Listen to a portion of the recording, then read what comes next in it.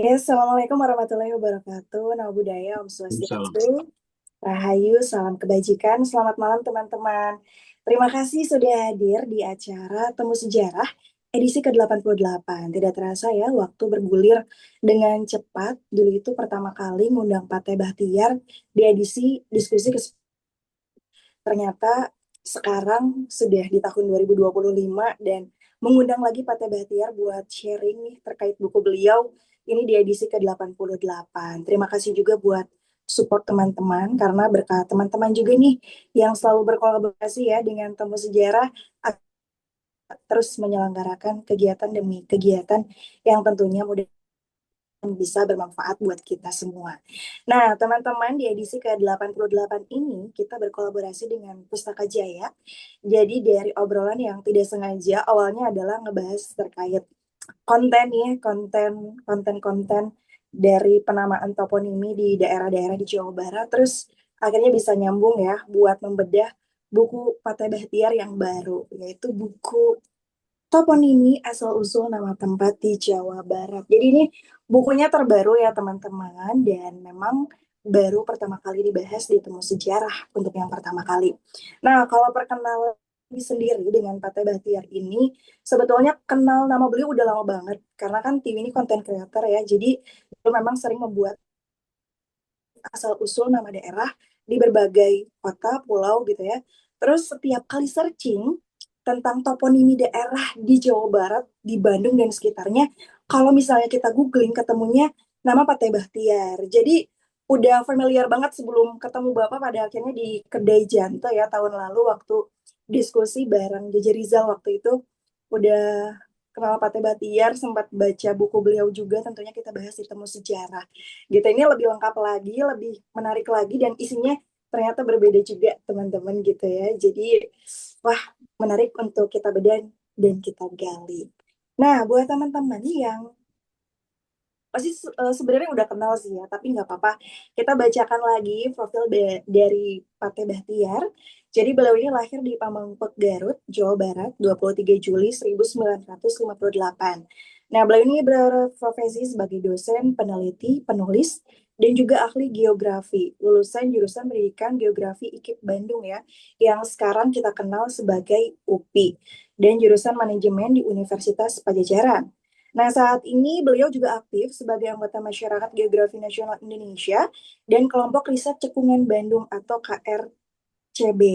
Selain menulis artikel di surat kabar dan majalah, beliau juga menulis dan menyunting buku. Bukunya ini berupa fiksi sains kebumian untuk remaja, kemudian juga mendapatkan penghargaan dari Yayasan Buku Utama yang diketuai oleh Menteri Pendidikan Nasional, Menembus Belantara Ujung Kulon. Dan Krakatau ya, ini di tahun 1980 dan 1995. Beliau juga adalah pemenang pertama The Power Dreams Contest yang diselenggarakan oleh Honda Prospect Motor di tahun 2003. Nah, buku-buku beliau juga sangat banyak ya, proyek-proyek beliau luar biasa. Ini salah satunya bersama Dewi Syafriani menulis buku Bandung Purba, Masyarakat Bandung Purba ya, ini Masyarakat Geografi Indonesia di tahun 2004 diterbitkan oleh Pustaka Jaya. Kemudian juga bersama Budi Brahmandio menyunting buku Amanat Gua Pawon di tahun 2004 dan banyak karya-karya beliau yang lain. Jadi luar biasa sekali untuk sosok beliau tentunya sudah sangat dikenal tidak hanya di Jawa Barat, sepertinya di Nusantara bahkan di mancanegara ya Pak ya. Dan juga Kang Gangan. Ini kalau Kang Gangan ini saya kenal beliau sebagai pemandu geowisata. Jadi beliau adalah pemilik dari Geowana Ecotourism. Udah beberapa kali juga ikut kegiatannya teman-teman. Dan tentunya beliau sering sekali menceritakan terkait toponimi dari daerah-daerah yang kita lewati. Makanya ini sangat relate sekali kalau membahas buku Pak Teh Bahtiar ini terkait toponimi juga ngobrol bareng Kang Gangan. Jadi kalau Pak Teh Bahtiar dari teori, dari penelitian, dari perjalanan juga, nah ini makin dikukuhkan lewat perjalanan-perjalanan yang asyik bareng Kang Gangan Jatnika. Kita sapa dulu untuk dua narasumber hebat kita di malam hari ini. Selamat malam Pak Teh Bahtiar. Selamat malam. Ya, selamat malam Kang Gangan. Selamat malam. Sehat semua ya tentunya di malam hari ini. Siap. Nah, kita ingin langsung mengulik nih terkait juga buku toponimi asal-usul nama tempat di Jawa Barat. Awalnya ke Pak Teh Bahtiar dulu nih Pak. Pertama kali nih Bapak menulis terkait toponimi itu dari kapan sih Pak? Apakah memang awalnya dari rasa penasaran kah terhadap daerah yang Bapak kunjungi atau ada sebuah pengalaman yang pada akhirnya Bapak menjadi ahli toponimi? Seperti itu Pak. Iya, sejak 2000-an awal ya, tulisan-tulisan saya tentang toponimi dimuat di pikiran rakyat. Jadi hampir setiap minggu dulu pikiran rakyat cetak ya. eh, Hampir setiap minggu menerbitkan atau menayangkan tulisan-tulisan tentang toponimi ini. Jadi pada awalnya banyak banyak hal yang menjadi penasaran banyak orang dan termasuk penasaran saya kalau sedang pergi itu kan banyak yang menimbulkan pertanyaan misalnya mengapa sih namanya Sukajadi misalnya kalau di Bandung begitu di Karawang ada nama mengapa sih namanya Cikampek di Sumedang namanya Tomo di Bandung dan beberapa tempat lainnya ada namanya Cikande. Nah itu hal-hal seperti itu menjadi banyak perhatian ketika naik gunung misalnya mengapa sih namanya Galunggung dan banyak juga yang menafsirkannya tuh ingin ingin adiluhung gitu. Misalnya Galunggung ada yang menafsirkan Galuh Agung. Nah, kalau di Galunggung Cikmalaya ditafsirkan sebagai Galuh Agung, bagaimana toponim Galunggung di Sumedang? Misalnya kan ada nama kampung namanya Kampung Galunggung di Sumedang. Kalau kita amati peta-peta lama dan di tempat lain, misalnya di Dago banyak yang menafsirkan dalam buku-buku para penulis lama itu sebelum saya tuh misalnya Dago itu tempat ngadaguan, tempat menunggu untuk pergi ke yang lebih utara. Bagaimana kalau nama Gunung Dago di Bogor? Bagaimana kalau nama Kampung Dago di Purwakarta misalnya atau Kampung Dago di tempat lain? Apakah tempat menunggu juga? Nah, begitu ya. Jadi eh, saya ingin mencoba menelusuri arti sesungguhnya tuh apa. Kira-kira begitu TV ya. Jadi banyak orang menafsirkan di satu sisi berdasarkan tafsirnya sendiri, berdasarkan persepsinya sendiri tentang tempat itu tidak dikaitkan dengan tempat lain. Misalnya Bandung. Bandung katanya tempat ngebandungan, tempat perahu Bandungan, banyak banyak yang menafsirkan begitu atau dari bendungan. Padahal di Jawa Tengah juga ada nama Bandung, nama Bandung gitu. Jadi saya ingin menelusuri hal-hal yang seperti itu sebetulnya misalnya orang Jawa Tengah di sana yang di daerah Bandung atau Bandung kan mereka juga berhak menyebut saya ini orang Bandung, cuma provinsinya Jawa Tengah. Nah, seperti gitu. Jadi saya mencoba menelusuri asal-usul nama tempat ini eh, ya mendekati karena tidak ada yang mencatat tafsir awal. Jadi saya mencoba mendekati asal-usul nama tempat itu dari berbagai pendekatan melalui sumber-sumber yang sudah tertulis gitu. Nah, kalau yang Pak Teh Bahtiar temukan sendiri nih ya, Pak ya, dari berbagai tempat itu, ada nggak sih Pak hal yang pada akhirnya membuat Bapak tuh bukan tersentuh ya, tapi yang mengagetkan atau mungkin jadi sesuatu yang menjadi sesuatu yang harus dilakukan nih, ternyata dari perjalanan menulis toponimi ini. Iya, jadi asal-usul nama tempat itu misalnya ada juga yang punya eh, yang punya apa? Punya informasi untuk melakukan mitigasi. Misalnya di Cianjur ada nama tempat Ciender, tempat yang bergetar. Sebelum gempa Cianjur kemarin yang dahsyat itu, orang nggak peduli dengan nama tempat yang bernama Desa Ciender. Tapi begitu gempa mengguncang Cianjur, daerah itu termasuk daerah yang paling rusak. Nah gitu ya. Jadi seringkali orang hanya menafsirkan air yang bergetar gitu misalnya, padahal secara kebumian daerah itu termasuk dalam lintasan atau garis sesar atau garis patahan. Juga sungai, ada sungai misalnya Citarik, berarti kan airnya deras. Walaupun sekarang menjadi kurang deras, ya pada masa lalu itu Citarik itu arusnya sangat deras. Sekarang juga deras kalau lagi musim penghujan. Ada juga Kalideres, di Tasik ada Cigalontang, itu airnya sangat deras. Ada juga Cibaregbeg di Garut, ada dan ada tempat lain. Jadi toponim ini bisa menjadi pintu, bisa menjadi gerbang untuk memasuki eh, kajian-kajian berikutnya. Jadi toponim itu bisa menjadi gerbang. Misalnya kalau ada dalam kebumian ada misalnya Gunung Buligir, Gunung Bulistir. Nah, pada umumnya atau yang nama tempat Nagreg, Nagrag itu pada umumnya daerah yang berbatu, gersang, sehingga nama-namanya itu Nagreg atau Nagrog. Kalau Gunung Buligir artinya tidak berbaju, itu umumnya adalah sumbat lava dari letusan gunung api. Gitu ya. Jadi banyak hal yang akhirnya saya ketahui setelah membanding-bandingkan berbagai sumber. Pada umumnya orang tua dulu di Jawa Barat memberi nama-nama itu sangat simpel, sesuai perkembangan bahasa dan perkembangan teknologi yang ada dalam masyarakat. Jadi namanya sesuai dengan perkembangan zaman, sesuai perkembangan teknologi, sesuai perkembangan bahasanya. Ya, Begitu, Tim.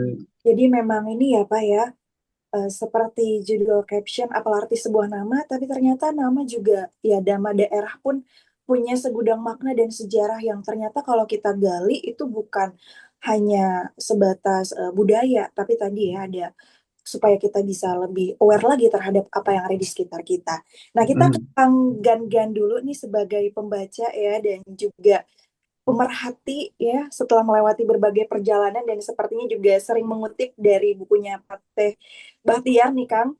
Dia mau nanya dulu nih terkait pengalaman Kang Gangan membaca buku dari toponimi asal-usul nama tempat di Jawa Barat ini. Kang Gangan seperti apa nih Kang?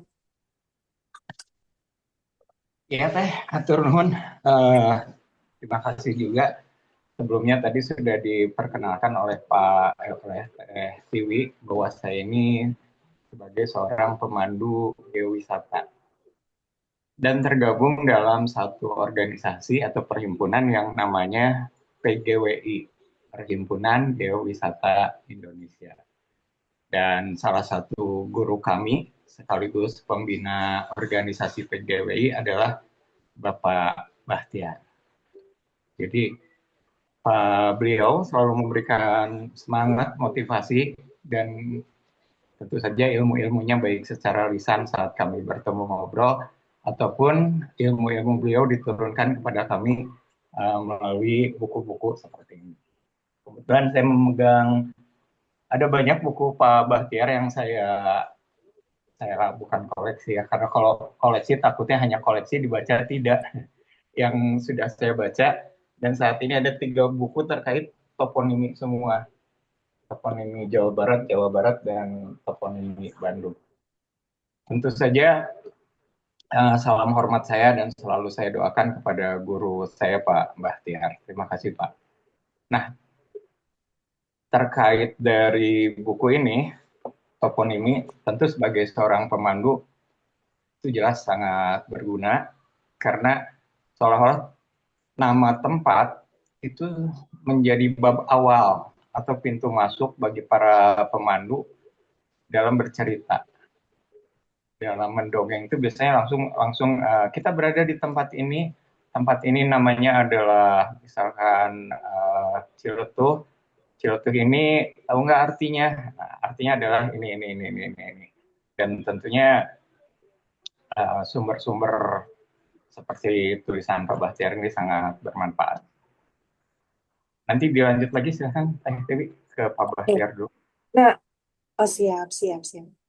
Atau Nah, Pak boleh Tiar nih terkait ya. juga buku yang ditulis ini kan, ini sebetulnya sudah 3 kali ini ya, top pertama adalah yang warna hijau, ya, yang warna hijau covernya, terus yang warna biru, dan sekarang yang warna merah.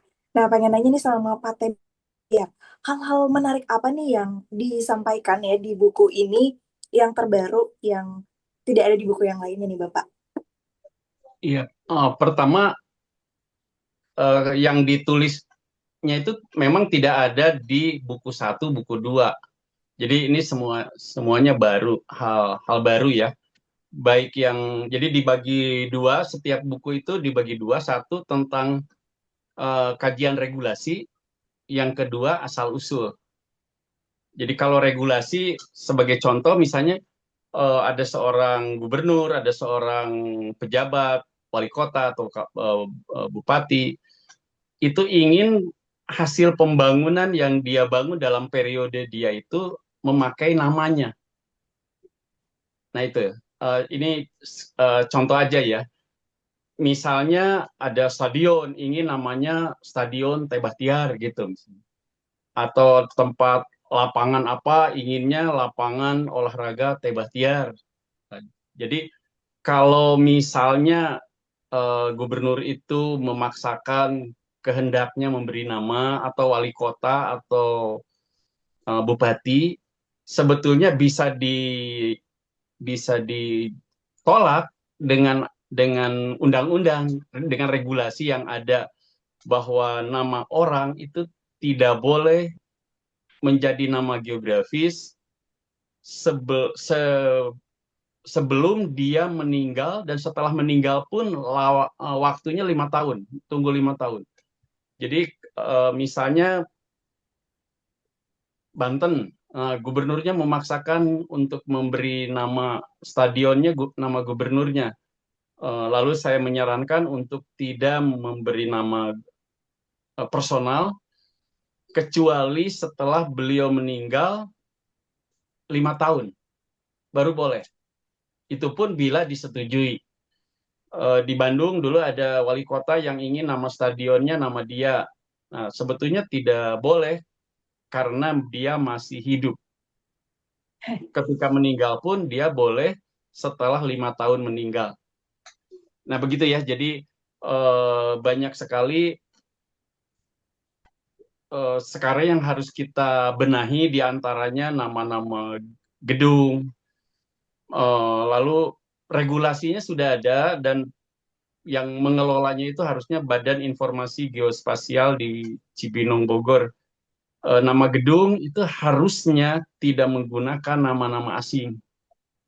Wah, di Bandung sekarang udah kacau kacau banget, nama-nama gedung banyak menggunakan nama-nama asing. Misalnya apa tuh yang di jalan dekat jalan Ahmad Yani itu ya. Ya itulah. Kreatif Huber. Jadi dan juga nama-nama di kantornya tuh banyak menggunakan kata-kata asing, padahal regulasinya tidak boleh. Jadi harusnya bahasa Indonesia pertama, yang kedua bahasa daerah boleh digunakan bahasa daerah, yang ketiga boleh digunakan bahasa asing bila sudah bahasa asing itu sudah menempel, sudah lama jadi nama jadi toponim di misalnya nama benteng. Itu pada umumnya nama-nama asing dan itu diperbolehkan dalam regulasi. Nah, seperti itu ya. Jadi memang untuk menyadarkan itu tuh susah banget karena biasanya pejabatnya kalau yang ke Inggris ya, yang lebih merasa keren dengan bahasa Inggris, dia ingin segalanya tuh menggunakan toponim bahasa Inggris, padahal regulasinya tidak diperbolehkan. Begitupun nama-nama perumahan sekarang serasa menjadi lebih nyaman, merasa lebih bergengsi ketika kompleks perumahannya itu dengan menggunakan nama-nama asing. Padahal kawasan yang dia bangun untuk perumahan itu sudah ada namanya yang diberikan oleh para leluhur kita yang sesuai dengan karakter alam. Jadi orang tua kita memberi nama itu sesuai dengan karakter alam. Jadi kalau cekung disebut cekung indah, nah, suka jadi. Jadi itu kan periuk, artinya periuk. Jadi tempat yang cekung tapi indah, sebut saja suka jadi. Ada juga misalnya yang cekung dengan nama lain, Cangkorah, Cilegon, gitu ya. Ada Cikampek, ada Cikadut,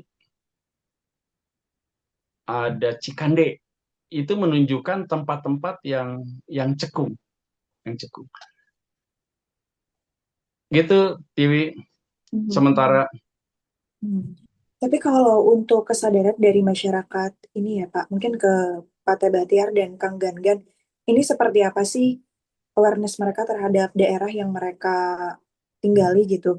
Apakah memang tadi ada faktor dari pemerintah juga yang berkuasa di sana juga, atau banyak yang abai juga, yaitu terjadi karena memang kesadaran bersejarahnya masih kurang begitu? Iya, jadi yang pertama kesadaran kesadaran sejarah alam gitu ya.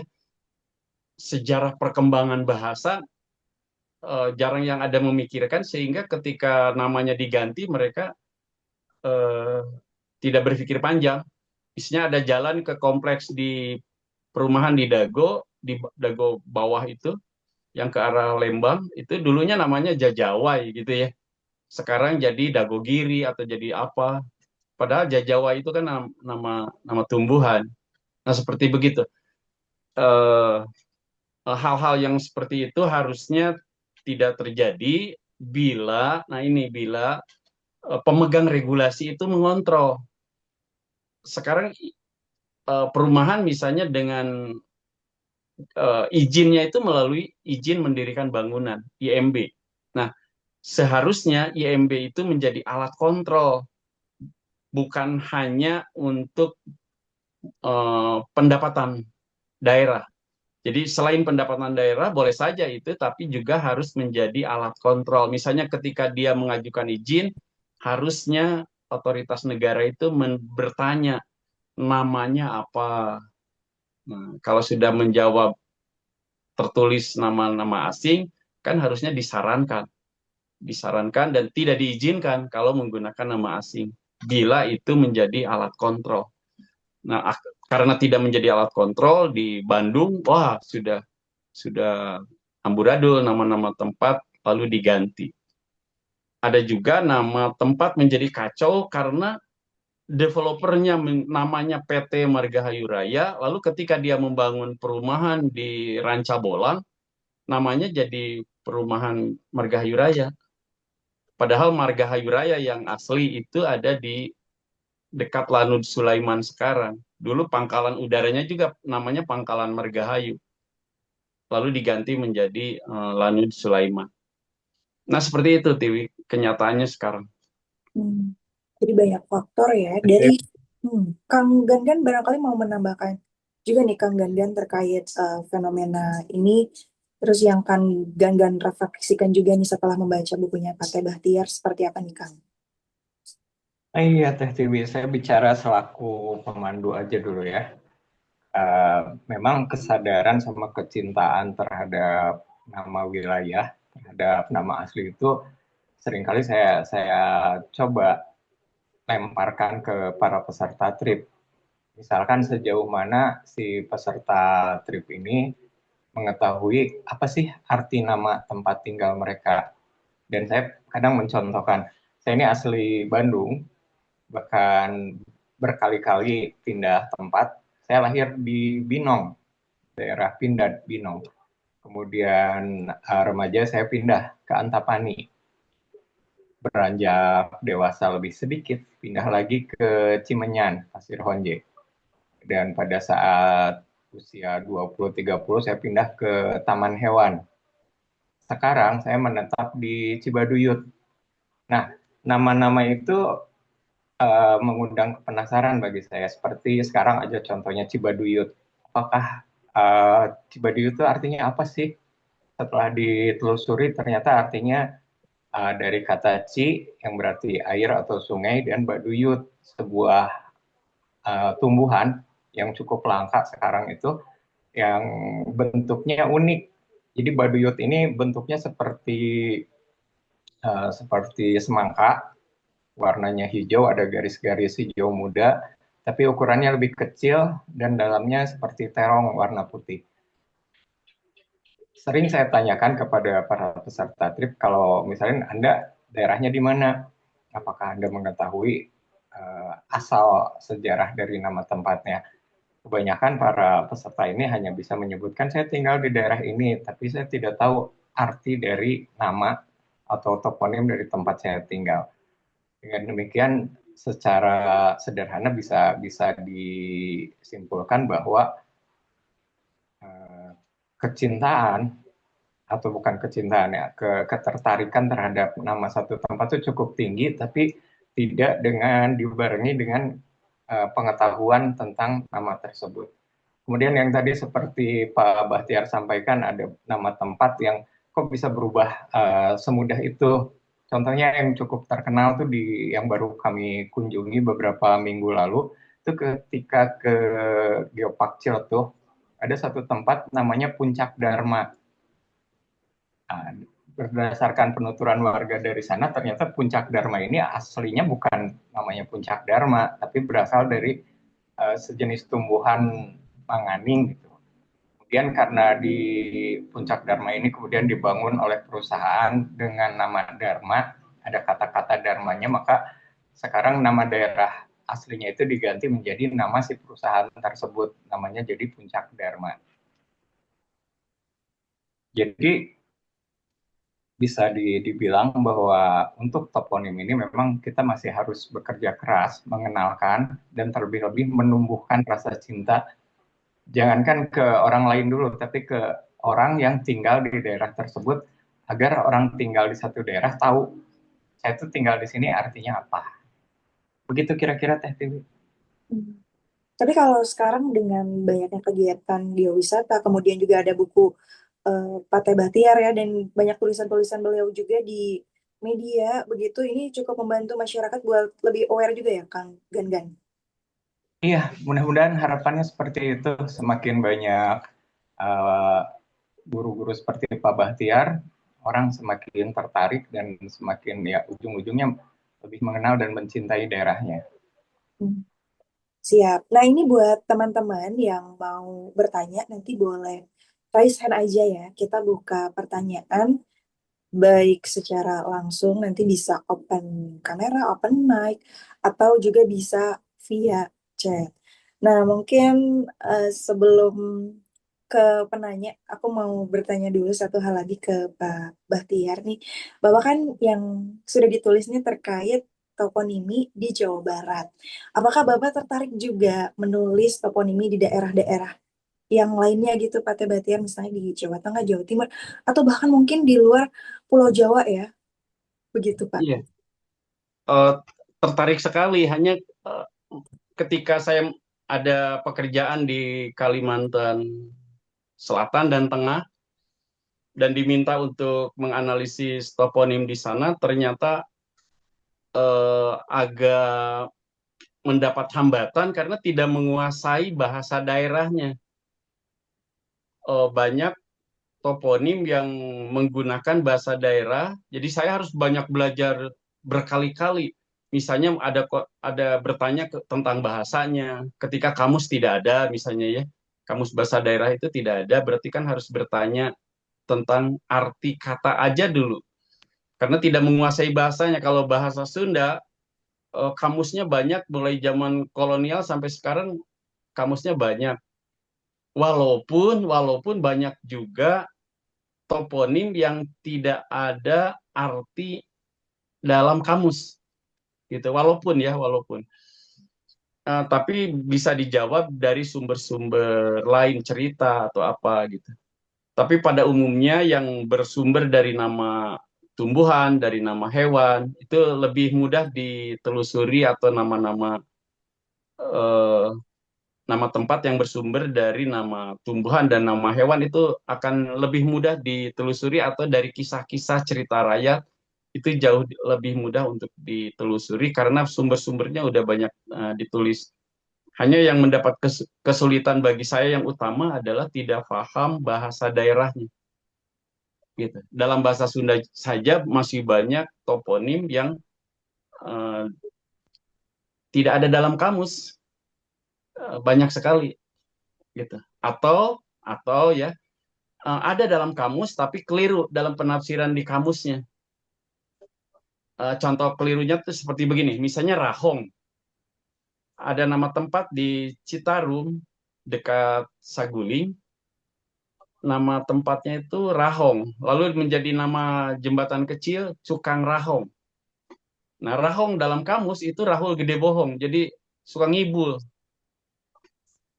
kamus yang sekarang. Padahal kamus-kamus lama seperti karya Jonathan Rick itu sudah deskripsinya sudah sangat bagus, bahwa Rahong itu adalah tebing batu yang sangat curam, di bawahnya mengalir sungai. Persis sekali dengan Cukang Rahong yang ada di sekitar maaf, di sekitar Saguling itu. Jadi banyak juga hal yang di kamus ada tapi penafsirannya tidak tepat. Dalam kamus lain ada yang tepat. Contoh lain yang kurang tepat itu misalnya parak, arti kata parak, parakan. Parakan itu dalam tafsiran saya adalah tempat mengarak. Tempat mengarak itu tempat menggiring. Jadi dalam dalam tempat yang airnya banyak berupa rawa-rawa tidak mungkin dikeringkan. Tidak mungkin dikeringkan. Sementara dalam kamus kalau ada istilah marak, selain menangkap ikan, itu dalam arti sosial, itu tidak disuguhi air, kering gitu ya. Nah gitu, padahal dalam arti nama tempat, Parakan, di Bandung ada nama tempat Parakan, itu adalah tempat untuk menggiring ikan. Jadi karena masih rawa, tidak, airnya masih banyak, tidak dikeringkan, tapi dihalangi oleh kirai, lalu digiring ikan itu ke satu titik, lalu masuk perangkap semacam bubuk yang ukurannya besar. Nah seperti gitu ya, Tiwi ya. Siap, Bapak. Nah, ini sebelum ke penanya, saya mau tanya dulu ke Kang Gan nih, Kang. Terkait juga setelah membaca buku ini, ya, Kang, part atau bagian mana sih yang menurut Kang Gan ini paling menarik dan paling berkesan buat Kang Gan? Oke ya Teh Dewi, sebenarnya semuanya menarik ya. Buku Pak Bahtiar ini kalau boleh dibilang dia terdiri dari dua bagian. Bagian saya buka. Biasanya terdiri dari dua bagian. Kalau kita lihat di daftar isi, ini ada bagian satu. Bagian satu ini menjelaskan tentang hal-hal umum, tentang hal-hal teoritis, tentang hal-hal yang mendasari dan fenomena-fenomena tentang toponim itu. Dan baru bagian keduanya secara spesifik menceritakan tentang toponim, nama-nama tempat. Sampai banyak sekali di sini ada gunung, ada sungai, segala macam. Jadi ada dua bagian dalam setiap buku, baik buku yang ini ataupun buku yang sebelumnya. Nah, tidak bisa disebutkan mana yang lebih menarik karena kedua bagian ini sangat menarik. Kalau kita melewatkan bagian satunya, kita seolah-olah tidak punya fondasi untuk memahami apa toponim itu. Tapi kalau di bagian duanya, baru itu toponim-toponimnya. Bagi saya sih lebih, kalau ditanya yang paling menarik, semua yang menarik. Dan kalau istilah sekarang ini istilahnya banyak daging dalam buku ini. Seperti ada disebutkan tadi, saya lupa beberapa, dalam bahasa zaman dahulu, kadang rumah kita itu masih ada yang di atas pohon. Untuk naik pohon itu kan ada tangga. Nah, kata tetangga yang sekarang artinya rumah bersebelahan. Kan dari dulu saya penasaran kenapa sih bersebelahan tapi tetangga, di mana tangganya. Nah, dalam uh, buku ini Pak Bahtiar menyebutkan bahwa dahulu rumah-rumah itu masih ada di atas pohon, kemudian untuk mendatangi rumah tersebut ada tangga. Nah, kata tetangga itu bisa berarti kata satangga, atau berasal dari pohon mana, berasal dari kampung yang mana. Ini hal-hal tersebut menjadi sangat menarik. Jadi ketika Teh Tiwi bertanya bagian mana yang paling menarik, sangat sulit untuk menjawabnya karena satu buku ini menarik semuanya. Begitu Teh. Siap, mantap ya. Jadi pasti banyak hal lain yang kita tuh nggak tahu ya, kayak nama ini, nama itu. Tapi di buku ini bisa dijelaskan berbagai hal dan kayaknya banyak insight baru buat teman-teman juga. Nah ini sudah ada beberapa penanya. Tadi aku sudah memantau ya siapa penanya pertama, kedua, dan ketiga. Jadi kita mulai dari penanya pertama. Yang pertama kali, Raisan ada Kak Jasmine Fatiha. Silakan Kak Jasmine. Warahmatullahi wabarakatuh. Apakah suara saya terdengar? Ya, terdengar Kak. Ya, jadi saya ini menarik juga ya tentang asal-usul nama daerah, nama gunung, nama tempat. Nah, nama tempat, nama sungai. Nah, kebetulan saya ini lahirnya di Jawa Barat, numpang lahir di Jawa Barat, terutama lebih tepatnya di Bandung. Nah, saya ini juga kampungnya juga ada di itu kampungnya juga ada di Bandung juga. Tapi enggak sih, enggak, tapi sih Em, namanya Ujung Berung. Nah, saya ini saya ini pernah diceritain entah sama tante saya atau om saya atau siapapun itu sesepuh di sana itu bilang kalau misalkan Ujung Berung itu kalau nggak salah tuh di waktu Bandung Lautan Api itu nggak kelalap api gitu. Jadi ya menarik juga sih meskipun nama namanya itu selain dari letak geografis ya, kondisi geografis juga karena itu apa sih namanya? Sejarahnya juga historis gitu. Jadi ya begitulah dari peristiwa historis. Nah, begitu. Terima kasih.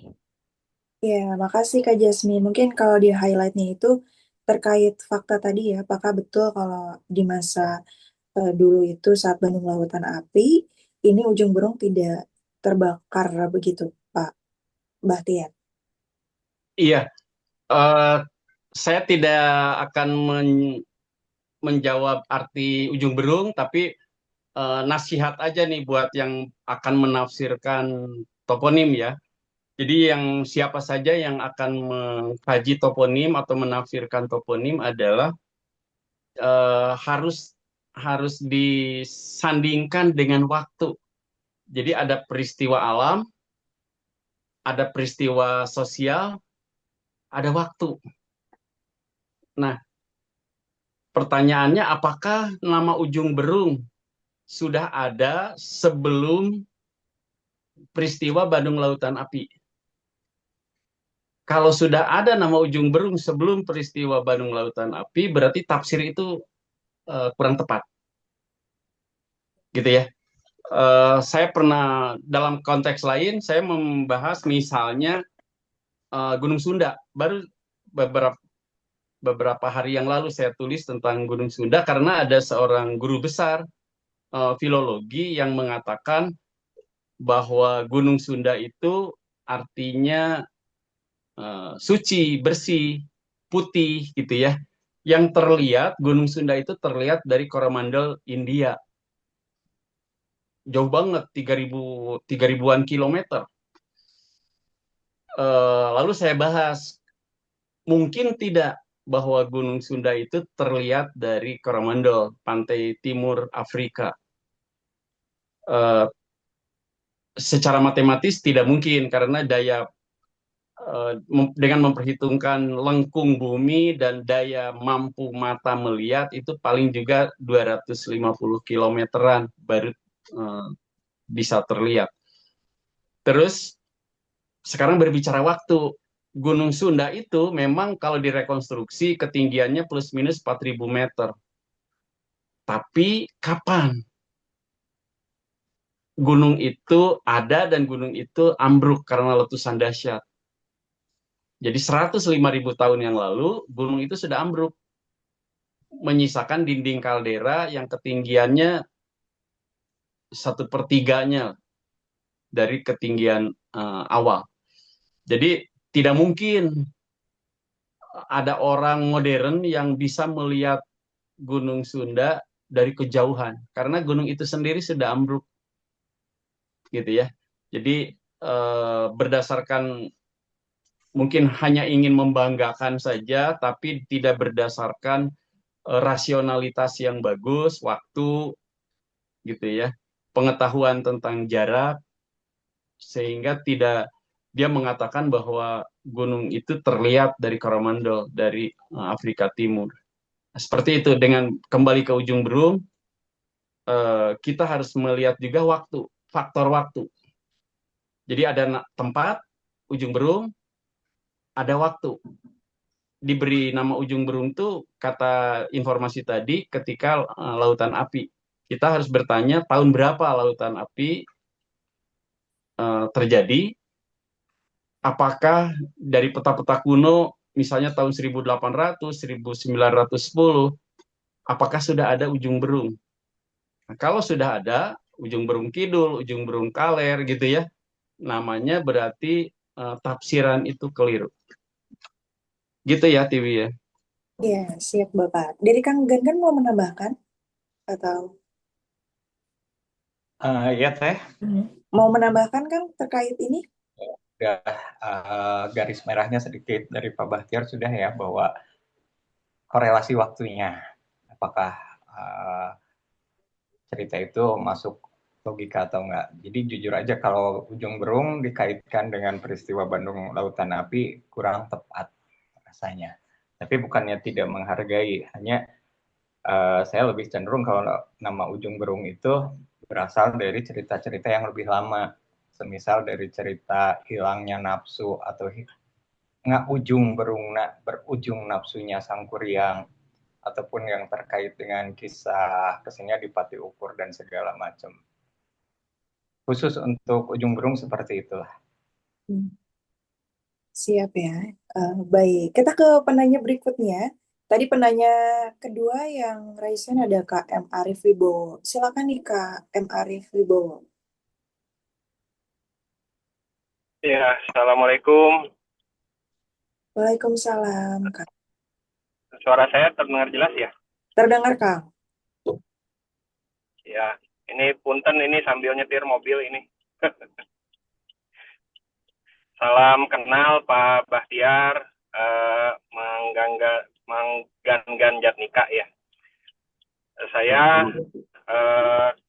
kebetulan sebagai penulis buku juga, saya penulis buku ini Peradaban Sunda Kuno, sebuah gambaran utuh. Nah, saya izin bertanya ke Pak Bahtiar gitu. Perihal ini Pak, beberapa toponim yang ada di daerah Batu Tulis, karena kan daerah Batu Tulis lama diyakini sebagai pusatnya Pajajaran gitu. Nah, di Batu Tulis itu ada nama-nama tempat yang menarik, yaitu tentunya Batu Tulis itu sendiri, lalu ada Bondongan, lalu ada Balai Kambang gitu. Nah, dan ada nama-nama tempat lainnya gitu. Pak Bahtiar juga mungkin sudah pernah meneliti daerah sekitar Batu Tulis. Nah, saya izin bertanya, kalau menurut pendapat Bapak, apa makna nama-nama tempat tersebut gitu. Lalu yang kedua, ini ada dua pertanyaan nih. Jadi yang pertanyaan kedua, kalau menurut Pak Bahtiar, apa makna kata Sunda, dan beberapa di naskah Sunda kuno kan ada kata Sunda, ada kata Galuh, ada kata Saunggalah ya. Nah, minta pendapat Pak Bahtiar juga tentang makna nama-nama tersebut. Itu saja Pak dari saya. Terima kasih. Hatur nuhun. Assalamualaikum warahmatullahi wabarakatuh. Waalaikumsalam. Silakan Pak Teh Bahtiar tadi terkait ini ya Pak. Iya. Tulis. Balai Kambang itu adalah kalau sekarang itu gazebo di atas kolam, sederhananya begitu ya. Jadi bisa jadi untuk beristirahat, untuk menyantaikan diri gitulah setelah bekerja. Dan biasanya yang begitu bukan bukan rakyat kecil, umumnya bukan rakyat kecil, tapi eh, orang-orang yang secara ekonomi sudah bagus, lalu dia bersantai-santai sambil minum teh di Balai Kambang. Jadi Balai Kambang itu balai-balai yang seolah-olah ngambang di atas air, padahal nancep juga ke dalam dalam tanahnya. Jadi di beberapa tempat banyak istilah balai kambang itu ya itu. Jadi ada gazebo, kalau istilah sekarang ada gazebo di atas kolam, kira-kira gitulah. Pasti sangat berkaitan erat dengan budaya masyarakat di tempat itu yang ingin melepaskan kelelahan dengan mendinginkan pikiran sambil minum teh gitu ya, sambil makan-makan camilan di Balai Kambang. Di tempat lain yang tidak ada airnya, hanya balai, tapi indah pemandangannya. Misalnya pada masa lalu masih indah, disebutlah Balai Endah di Bandung Selatan. Dan itu bukan tempat rakyat untuk bersantai, tapi pada umumnya adalah para pejabat kabupaten saat itu membuat balai lalu untuk untuk bersantai saja, kira-kira begitu. Begitupun ketika pindah ke alun-alun Bandung, kota Bandung sekarang, ada balong gede, dan di atas balong gede itu ada gazebo gitu ya, sehingga di selatan Pendopo sekarang namanya Balong Gede, jalannya Pungkur gitu karena di belakang. Jadi selalu para pejabat dulu eh, me, membangun balai-balai di atas air, dan itu menurut saya menerus dari kebudayaan sebelumnya. Jadi pada masa lalu itu di Tatar Sunda, kalau membangun sesuatu ada faktor air itu sangat penting. Jadi diperhitungkan banget ada faktor air. Jadi bangunan-bangunan itu selalu dikelilingi atau separohnya itu berupa berupa air. Apakah berupa kolam, apakah berupa danau kecil, berupa rawa gitu. Pada masa lalu itu air menjadi faktor yang diperhitungkan dalam membangun. Sunda ada beberapa tafsir ya, di antaranya ada yang mengatakan bersih, suci, putih, gitu ya. Ada yang menafsirkan begitu.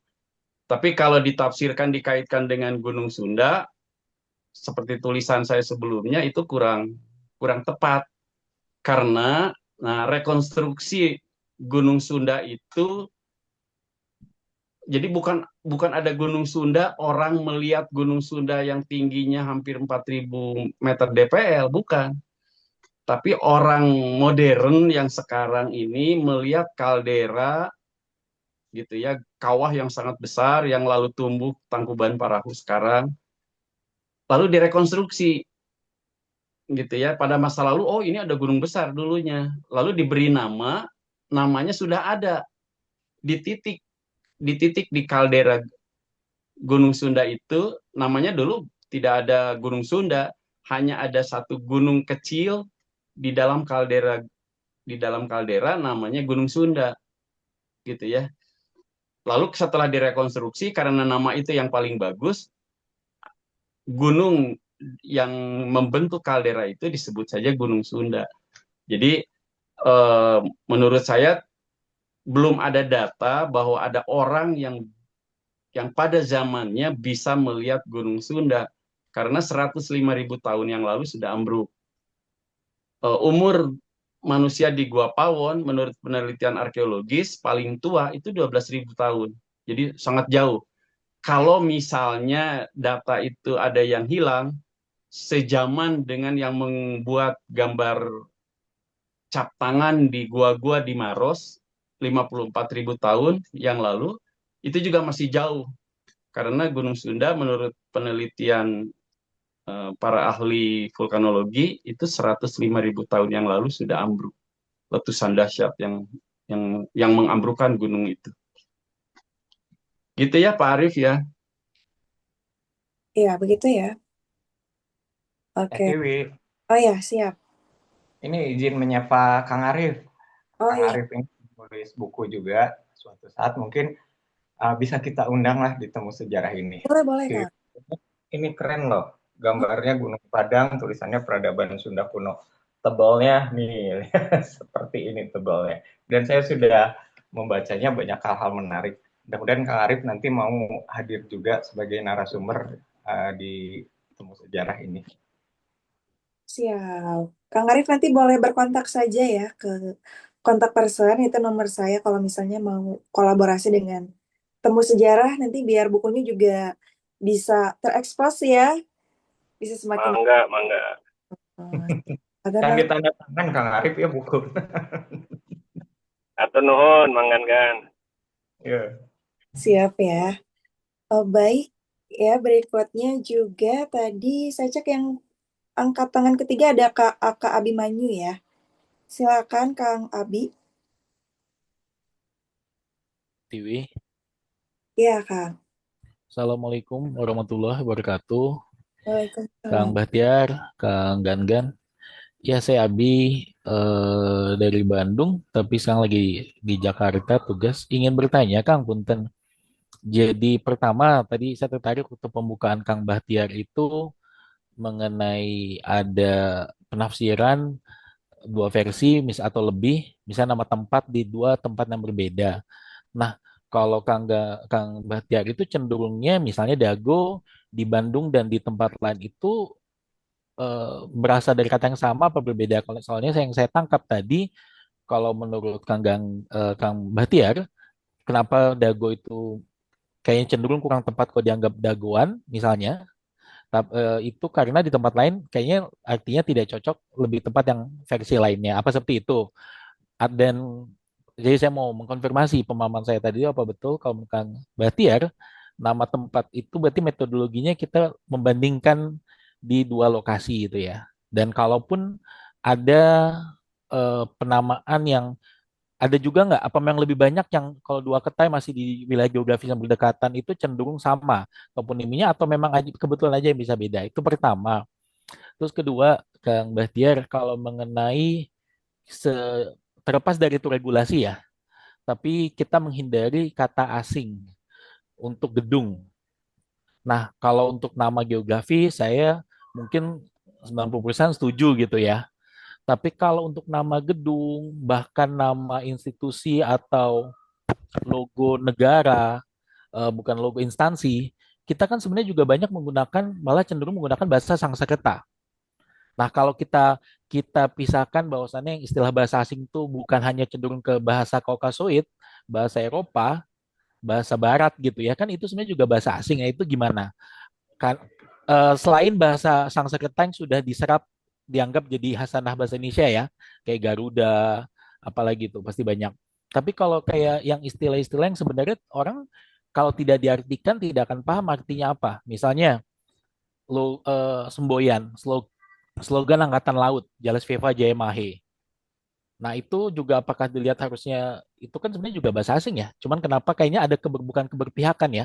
Saya juga sih pengennya semua bisa dilakukan dengan bahasa Indonesia pertama, urutannya kedua bahasa daerah. Cuman kalau kita melihat secara netral kan cenderung kita jadinya nih bukan anti barat tapi agak yang sentimental, bukan sentimental, agak menghindarinya jangan ke barat-baratan dong. Tapi kalau kita konsisten bahasa asing, apa bukan banyak ya itu terutama bahasa Sanskerta gitu. Dan terakhir, Kang Bahtiar ini saya kan background saya bukan sejarah, bukan arkeologi, bukan apalagi geografi, tapi saya peminat pegiat sejarah dan heritage ya, yang masih banyak belajar. Nah, saya tuh kalau ngobrol sama teman-teman dari berbagai kota, komunitas, lagi bahas toponimi, terakhir ini sama Pontianak juga lewat online, eh, apa benar ini pendapat bodoh saya yang awam aja yang masih sanksi toponimi ini sebenarnya tingkat itu kan penafsiran ya, berarti apakah semuanya itu lebih bersifat bukan teori ya, apa setiap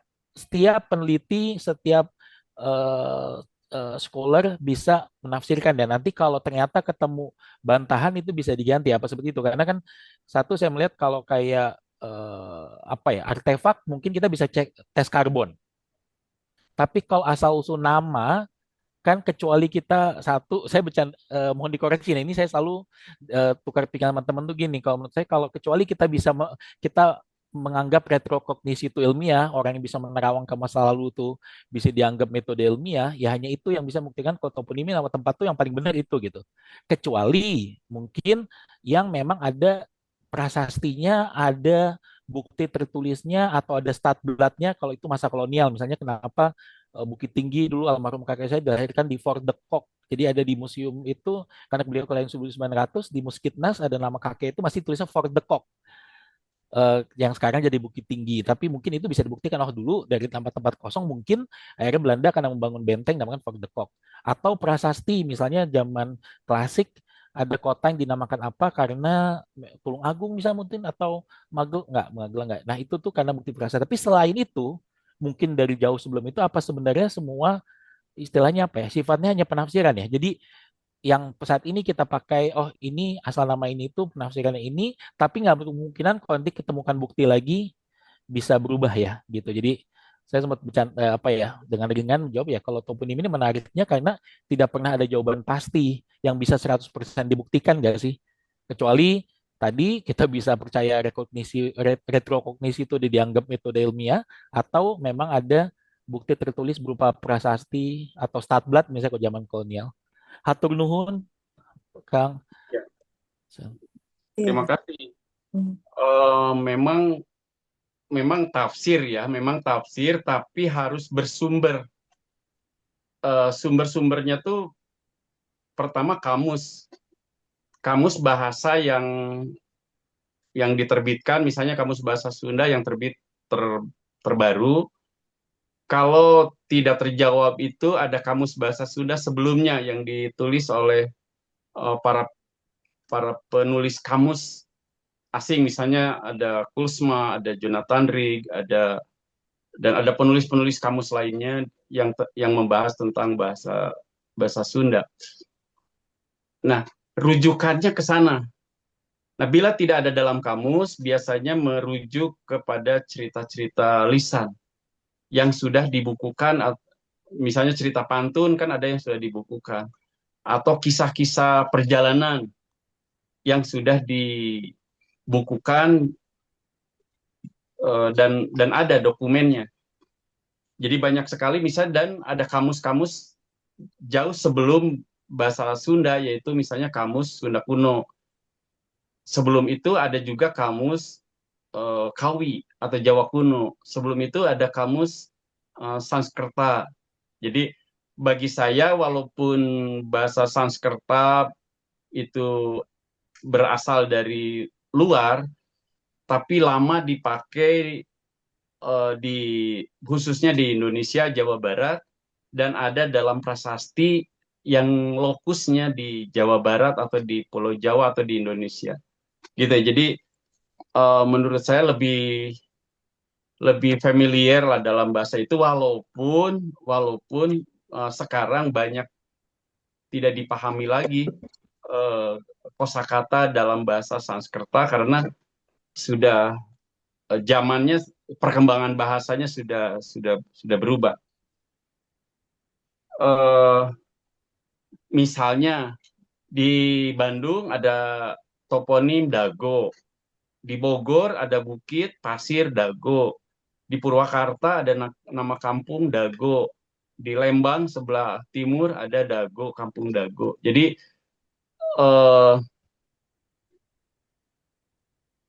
dalam buku-buku yang terbitan terakhir tentang Bandung, ada yang menafsirkan Dago itu tempat ngadagoan sebelum dia melanjutkan ke atas, ke arah utara, ke arah perbukitan di sebelah utara.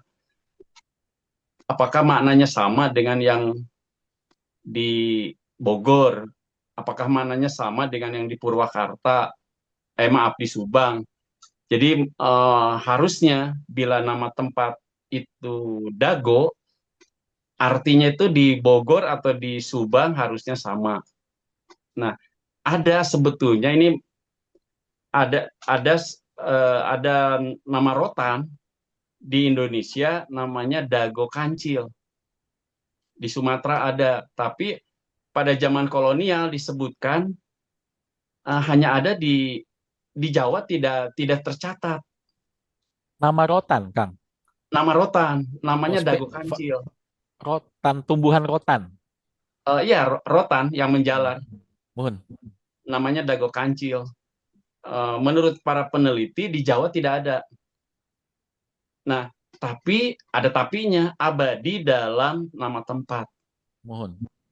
Nah, jadi menurut saya sih lebih cenderung bahwa pada masa lalu ada rotan jenis itu, walaupun nah ini banyak kan penelitian yang tidak eksplor lalu mengatakan bersumber dari naskah teks lama dari laporan-laporan kolonial bahwa di Jawa tidak ada nama rotan dago kancil, tapi ada tapinya. Kok ada nama tempat namanya Dago? Bukan hanya di Bandung yang ditafsirkan ngadagoan, ada juga di Bukit yang di Bogor, ada juga kampung di Subang. Jadi saya lebih memilih tafsiran bahwa Dago itu berasal dari nama rotan. Walaupun tidak diakui oleh ahli rotan bahwa di Jawa ada rotan Dago Kancil. Tidak masalah, tapi dalam toponim ada. Gitu. Sebab nama rotan itu banyak sekali di Jawa Barat yang menjadi toponim, gitu ya. Oh, banyak jenis. Saya sudah data, tapi saya lupa lagi. Misalnya yang Ci Cipelah atau apa tuh itu nama rotan, terus banyak nama-nama rotan yang dipakai dalam eh, menjadi nama tempat. Saya lebih memilih tafsiran dago itu berasal dari tumbuhan yang yang tumbuhan yang namanya rotan, jenis rotan, salah satu jenis rotan. Gitu. Seperti begini, di Cianjur ada nama Muka, yang dulu itu jadi terminal, sekarang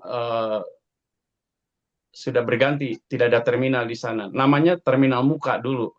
Nah, Muka itu bisa berarti dua, satu nama binatang, satu nama rotan. Nah, kita cenderung memilih kemana? Yang kemungkinan secara ekologis pada masa lalu lebih ada binatang muka di sana atau ada rotan. Yang paling pilihan yang paling memungkinkan. Nah, itu tafsir. Kalau nanti ternyata berubah, ada orang bisa membuktikan bahwa di sana juga habitat muka, ya bisa aja, bisa berubah.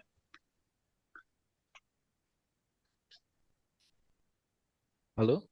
Terus Hmm. eh, bahasa asing tadi ya benteng gitu sudah melekat, jadi tidak perlu diganti regulasinya begitu.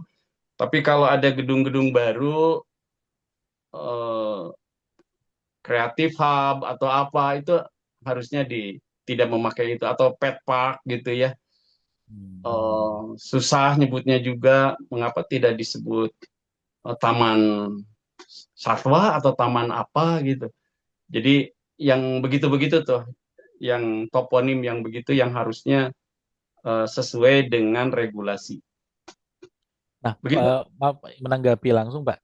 Boleh, boleh. Maaf deh. Jadi kalau menurut Pak Bahtiar nih, atau karena kan justru yang saya sebut tuh oke, kalau memang selain tadi slogan semboyan yang menggunakan bahasa Sanskerta, oke, lebih dulu mungkin bahasa Sanskerta. Tapi kan kalau penamaan jadi semboyan slogan itu kan baru belakangan ya. Bahkan termasuk gedung. Oke, kita mungkin biar apple to apple nih, gedung misalnya banyak gedung atau bahkan real estate yang saya saya suspek itu dari bahasa Sanskerta atau bahkan disangsekertain.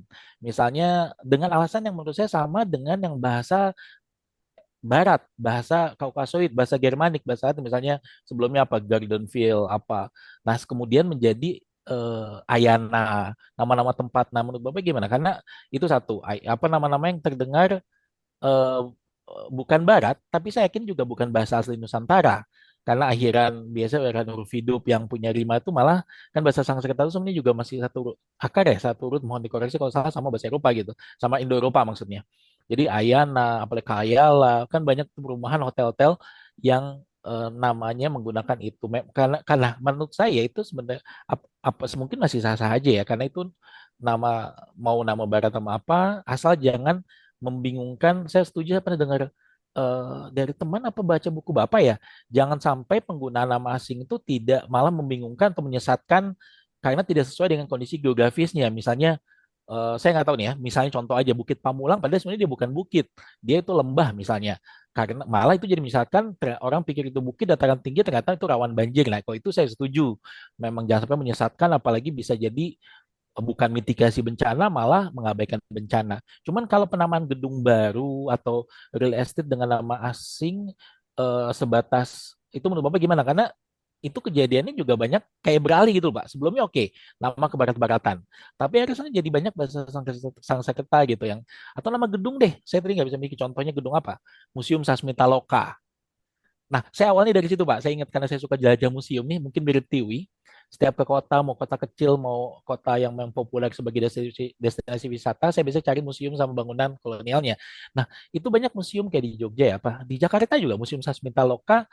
Menurut Bapak gimana? Kok saya pribadi secara subjektif senang penggunaan nama-nama Sanskerta, memang terdengar indah, atau mungkin ya apa ya, mungkin kita punya hubungan kesejahteraan juga, mulai dari Bhinneka Tunggal Ika, Jalan Viva Jayamahe, saya masih oke. Tapi kalau Museum Sasmita Loka kan orang tidak paham gitu Pak, walaupun juga Bhinneka Tunggal Ika orang harus cari artinya dulu ya, tapi itu udah diedukasi dari kecil. Cuman banyak museum-museum nih, terutama museum militer ya, kayaknya, atau satuan militer itu banyak menggunakan bahasa-bahasa Sanskerta yang sebenarnya juga asing gitu loh.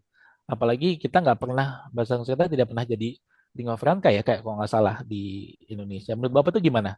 Nama gedung atau instansi atau yang baru belakangan dipilih menggunakan bahasa Sanskerta? Ya idealnya sesuai regulasi bahasa Indonesia ya. Sama ya Pak. Ya, tapi boleh menggunakan bahasa daerah. Tentu daerahnya yang populer sekarang. Dan dalam bahasa Indonesia kan tidak ada huruf mati yang berdempetan. Ya. Gedung DPR itu kan keliru itu menulisnya. Kalau ada menyamakan bumi dengan graha, itu sebetulnya keliru dan artinya tuh lain. Graha itu bukan bumi sebetulnya. Kalau ditulisnya graha, gitu. Bisa panjang lah. Tapi keliru makna. Keliru makna karena dari bahasa Sanskerta yang double-double huruf beruntun itu ada, di Indonesia kan nggak ada. Akhirnya jadi graha. Nah itu maknanya sebetulnya keliru. Bukan berarti bumi. Gitu. Ya akhirnya banyak koruptor di gedung sana karena maknanya juga berubah. Betul Pak. Ya, jadi idealnya kalau sesuai regulasi bahasa Indonesia, bahasa daerah, asing yang sudah nempel dalam nama pelabuhan, nama benteng itu tidak usah diganti lagi karena sejarahnya sudah begitu. Siap. Ya, siap. Sudah terjawab ya, Kak. Alhamdulillah. Ya. Hatur nuhun. Ya. Yang buat ya gitu. Sebelum ke penanya yang raisen, kita bacakan dulu chat mungkin ya. Ada dari Kang Agung Ilham Setiadi. Salam kanggo Kang Bahtiar, Kapungkur tos lami. Sabaraha tahun kapengker kantos bade katalaga denuh. Situ denuh di Tasikidul. Hanjakal teu acan kantos parang lumayan memang tempatnya lumayan tebih. Mugia Kang Bahtiar masih emut? Mohon. Masih. Namanya dua dinten kapengker, saya berencana menulis tentang denuh. Gitu ya, tentang toponim denuh dulu sebelum ke sana. Ya banyak waktunya belum pas terus. Ada yang mengartikan denuh itu seperti busur gitu ya. Apakah bentuk danaunya sekarang seperti busur atau gimana gitu ya. memang harus kunjungan ke sana, harus menerbangkan drone atau melihat dari citra satelit. Bila seperti busur atau punya makna lain yang bermakna busur, nah itu yang harus diobrolkan nanti dengan eh, para para pegiat di sana. Boleh bicara, Teh Boleh, Dewi? boleh, boleh, Pak. Salam salam kena Kang Bahtiar. Sarasna nami Akang abdi mah tos lami. Nguping harita memang nyarios gitu. Abdi mah sering ka Denuh. Oh, Saya sering ke Denuh, Kang. Kemarin saja dengan profesor dari geofisika malah saya ke sana. Profesor dari ITB namanya Kang Roni Hendrawan, tapi lebih ke penelitian ini pohon aren. Justru saya juga sama mau bikin buku, tapi tentang Denuh saja, karena ada katanya dalam buku apa itu yang disusun oleh Yosef Iskandar, ya, ngambil dari naskah Wangsakerta yang terjadi polemik itu. Saya memang sering ke sana dan jejak-jejak seperti itu kayaknya sepertinya ada, tapi kan perlu penelitian yang lebih lanjut. Bahkan dari arkeologi sempat juga ke sana, tapi belum ke ekskavasi. Kemungkinan kalau menurut saya kan dasarnya jurnalis ya, jurnalistik, tapi suka sejarah. Jadi saya mohon kapan-kapan bisa saya antar Kak, Kang Bahtiar, ya, karena memang lumayan jauh, kumpulkan belum aja ada kendaraan itu umum di sana. yang bisa dikunjungi yang sekiranya berkaitan dengan itu. Jadi tafsiran saya itu dulunya ada gunung api yang meletus, lalu ada danau, jadi danau kawah, dan biasanya kalau memperhitungkan unsur air, ada peradaban. Sebab salah satu yang menjadi pertimbangan dalam mendirikan situs ada unsur air. Dan ini sangat dahsyat, sangat indah di pegunungan, ada danau yang sangat luas. Gitu, Kang Agung. Iya, begitu ya, Kang Agung ya. Siap. Ini komentar dari Kayuana Gali Nugraha Tama. Sesuai dengan nama Balai Kambang milik keluarga Mangkunegaran di Solo. Oh, di Solo juga ada ya, ternyata. Oke, terus dari Kak Melvin. Dulu Pak di dekat rumah Salacau ada orang yang punya balai kambang. Orangnya juga termasuk orang terpandang. Dulu mah waktu kecil bingung sekaligus takjub soalnya dia satu-satunya yang punya itu di lingkungan rumah.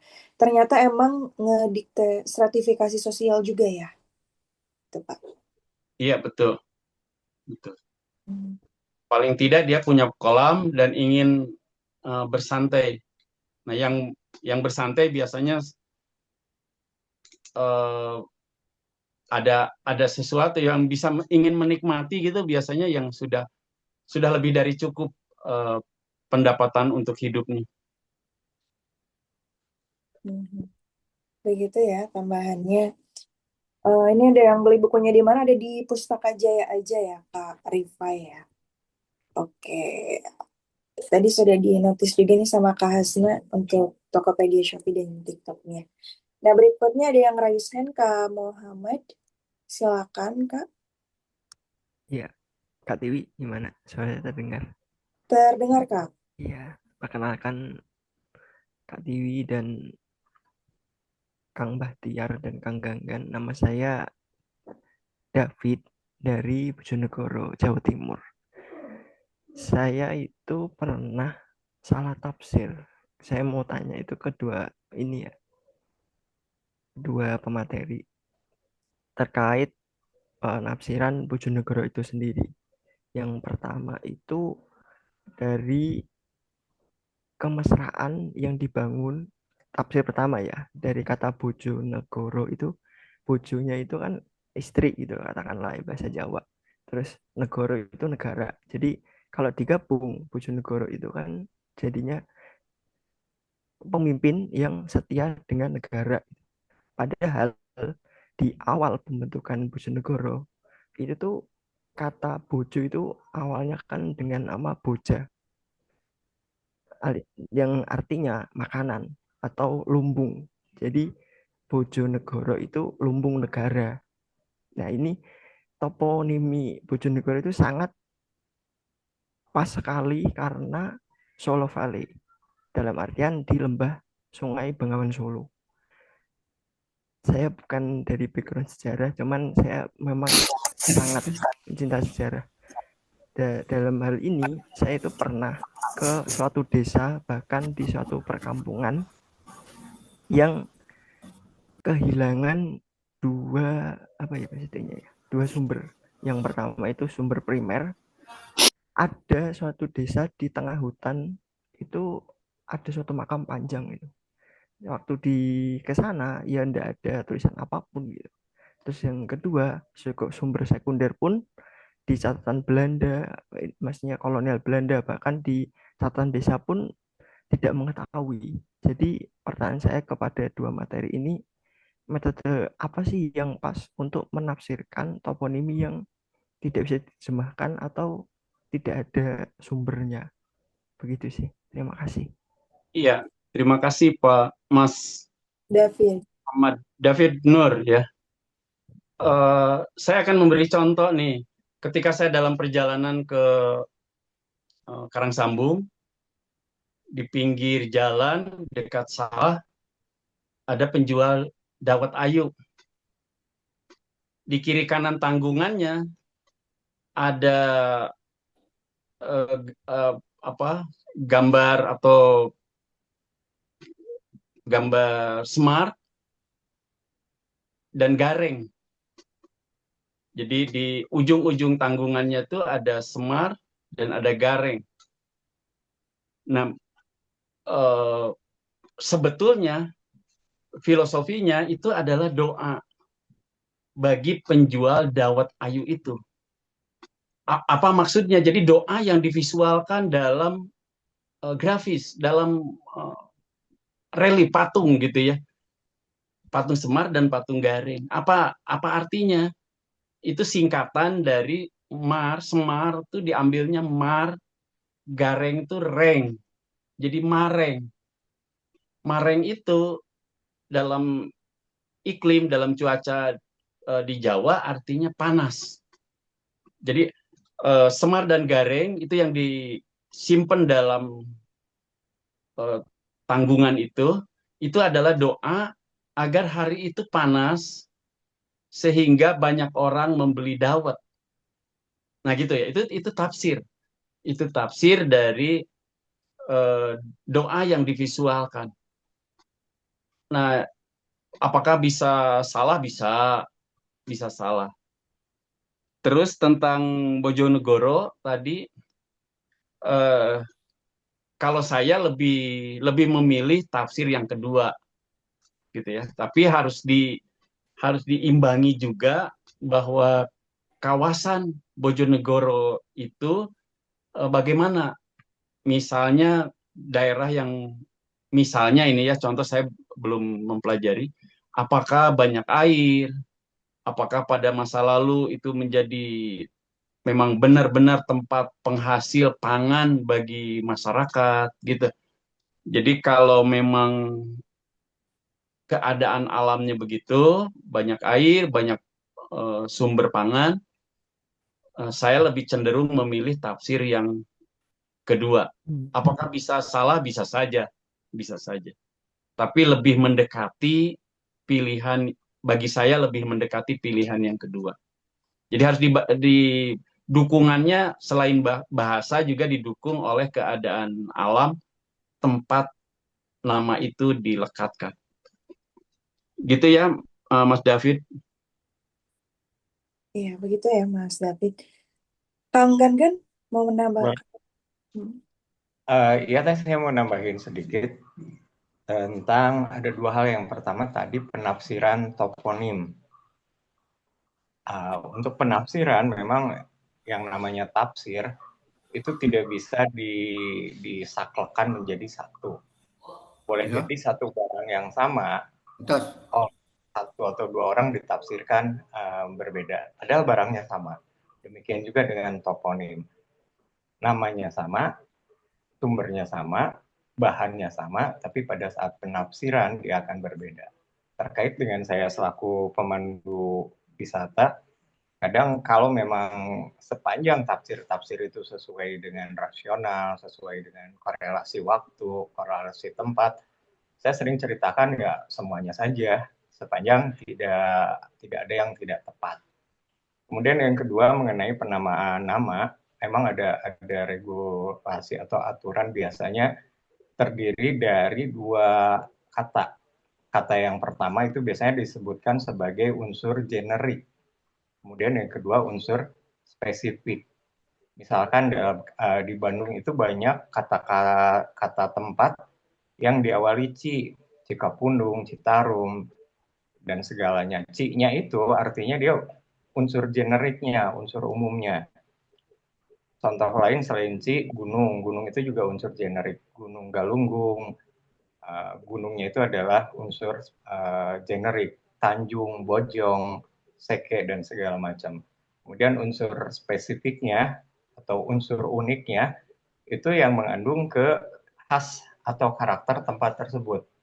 Contohnya Citarum, C-nya itu generik, spesifiknya tarum. Berarti daerah generik sungai yang banyak pohon tarum dan segala macam.